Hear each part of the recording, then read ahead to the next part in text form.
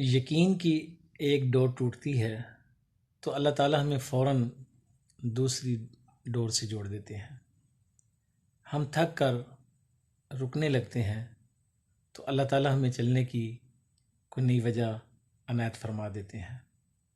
وہ ہمارے ساتھ رہتا ہے، آزمائش سے پہلے بھی، آزمائش سے بعد بھی۔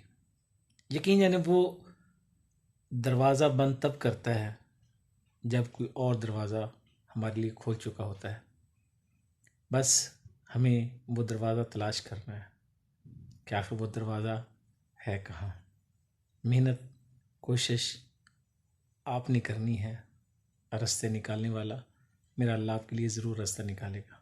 اور یاد رکھیے، راستہ وہی تھا جس سے حضرت موسیٰ علیہ السلام گزرے تھے، اور اسی راستے سے پھر فرعون بھی گزرا تھا۔ جس راستے سے فرعون غرق ہوتا ہے، اسی راستے میں حضرت موسیٰ علیہ السلام کے لیے راستہ نکلتا ہے۔